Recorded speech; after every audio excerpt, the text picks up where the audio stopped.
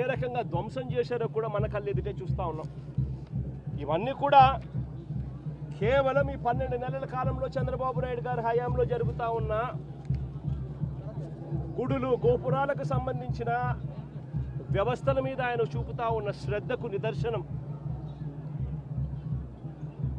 ఏదైనా కూడా పబ్లిసిటీ కోసమే ఆయన చేసేది, ఏదైనా డైవర్షన్ పాలిటిక్సే. పుష్కరాల సమయంలో కూడా గతంలో చూసాం ఏ రకంగా 29 మందిని బలికొన్నాడో కూడా మనం చూసాం. గోదావరి పుష్కరాలలో, రాజమండ్రిలో. నేను అడుగుతా ఉన్నా, ఇన్ని ఘటనలలో అన్ని ఘటనలకు జరిగేటప్పుడల్లా జరిగిన తర్వాత వస్తాడు, వచ్చి ఒక కమిషన్ వేస్తున్నాను, విచారణ చేయిస్తాను అని చెప్తాడు. ఇన్ని ఘటనలు నేను చెప్పిన కనీసం ఒక్క ఘటనలో అయినా కూడా సీరియస్గా ఎవరి మీద అయినా యాక్షన్ తీసుకున్నారా అని అడుగుతా ఉన్నా. ఎవరి మీద యాక్షన్ తీసుకోరు, ఎందుకనంటే ఈయనే దోషి కాబట్టి. ఎవరి మీద యాక్షన్ తీసుకోవాలని వస్తే ఈయన మీదే తీసుకోవాలి కాబట్టి ఎవరి మీద యాక్షన్ ఉండదు. తిరుపతిలో మొన్న చూసాం, జనవరి 8వ తారీఖున వైకుంఠ ఏకాదశి నాడు జరిగిన ఘటనలో 6 మంది చనిపోతే ఈయన తీసుకున్న యాక్షన్ ఏమిటి?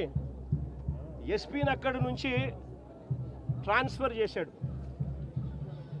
అది ట్రాన్స్ఫర్ చేసేది ఏంది? చెత్త పొజిషన్లోకి ఏమన్నా ఇచ్చినాడంటే అది కాదు. అదే తిరుపతిలోనే టాస్క్ ఫోర్స్కు ఇంకా బెటర్ పొజిషన్కు తీసుకొని పోయి ఆఫీసర్గా బెటర్ పొజిషన్కి తీసుకొని పోయి ఆయనకి ఇచ్చినాడు పోస్టింగ్. ఇప్పుడు చంద్రబాబు నాయుడు నడుపుతా ఉన్న అరాచక పాలనలో సిట్ అనేది ఉంది కదా, ఆ సిట్లో కూడా అదే సుబ్బరాయుడు అనే ఎస్పీ అధికారి క్రియాశీలక పాత్ర పోషిస్తూ చంద్రబాబు నాయుడు గారి మోచేతి నీళ్లు తాగుతూ చంద్రబాబు నాయుడుకు తానా తందానా అంటూ తాను పనిచేస్తూ ఉన్నాడు, చంద్రబాబు నాయుడు గారు పని చేయించుకుంటా ఉన్నాడు. మరి ఏ అధికారికైనా కూడా ఇలాంటి ఘటనలు జరిగినప్పుడు భయం ఉండాలి. ఒళ్ళో ఉద్యోగాలు ఊడుతాయి, యూనిఫాములు ఊడుతాయి, బట్టలు ఊడుతాయి అన్న భయం ఉన్నప్పుడు ఎక్కడైనా కూడా డిసిప్లిన్ అనేది ఉంటుంది. ఎక్కడైనా కూడా ప్రజల జీవితాలతో చెలగాటమాడడం అనేది ఎక్కడైనా కూడా మానడం అనేది జరుగుతుంది. ఎక్కడా కూడా ఆయన తీసుకునే చర్యలు ఏవి కూడా కంటి తుడుపు చర్యలే కాబట్టి ఏ ఒక్కరికి కూడా భయం లేదు. ప్రతి చోట నిర్లక్ష్యమే, ప్రతి చోట డైవర్షన్ పాలిటిక్సే. ఇంకా డైవర్షన్ పాలిటిక్స్ ఇంకా ఏ స్థాయిలోకి దిగజారిపోయాయి అని అంటే వీళ్ళు ఇదే.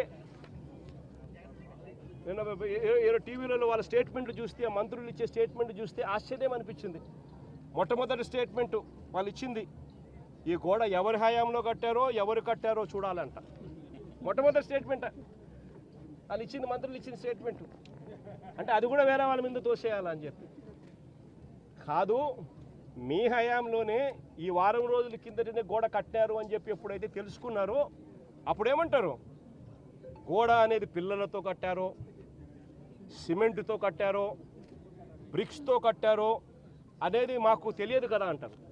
మరి తెలియనప్పుడు మీరు మంత్రుల కమిటీ కింద ఎందుకు వచ్చినారు ఇక్కడికి? ముందస్తు ఏర్పాట్లు చేయడం కోసం మరి ఎందుకు వచ్చినారు? మరి మీ సమక్షంలోనే మీరు ముందస్తు ఏర్పాట్లు చేస్తూ ఉన్న పరిస్థితుల మధ్య ఈ గోడ కట్టడం ఎందుకు చేశారు? 60-70 అడుగులు గోడ పొడుగు, 10 అడుగుల ఎత్తు, కనీసం ఒక కాంక్రీట్ పిల్లర్ లేదు. గోడ ఏ రకంగా కట్టనిచ్చినారు? కొత్త గోడ అని తెలుసు, రాత్రి వర్షం పడిందని తెలుసు.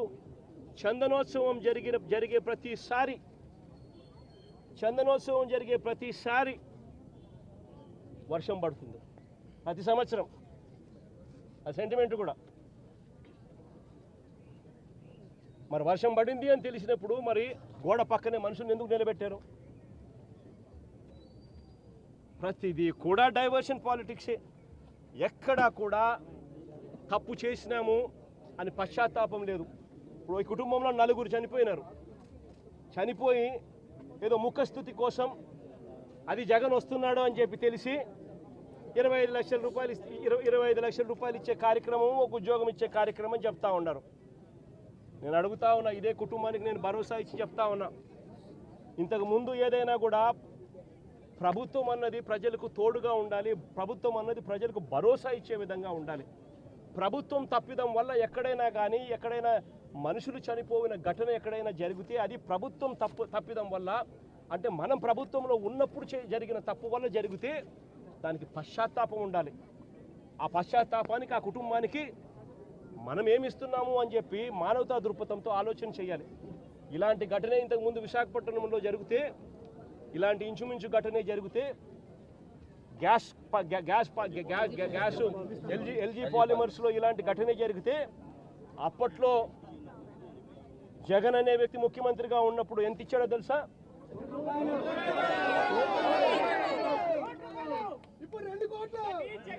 జగన్ అనే వ్యక్తి ₹1 కోటి ఒక్కొక్కరికి ఇచ్చి ఆ కుటుంబాలను ఆదుకున్నారు. ఇప్పుడు ప్రభుత్వం చేసిన తప్పిదం వల్ల ఈ ఘటన జరిగితే అసలు ఆ కుటుంబానికి నువ్వేం చేస్తా ఉన్నావు అని చంద్రబాబు నాయుడు గారిని అడుగుతా ఉన్నా. ఒకటే చెప్తా ఉన్నా, వీళ్ళు ఇచ్చినా ఈకపోయినా కానీ చనిపోయిన ఈ కుటుంబాలకు గుర్తు పెట్టుకొని మళ్ళీ మేము అధికారంలోకి వచ్చిన తర్వాత ఈ కుటుంబాలకు ఆ ₹1 కోటి బ్యాలెన్స్ వీళ్ళు ఇచ్చినారు. మిగిలిన బ్యాలెన్స్ డబ్బు మనం ప్రభుత్వం వచ్చిన తర్వాత నేను స్వయంగా ఇప్పిస్తానని చెప్పి కూడా చెప్తాను.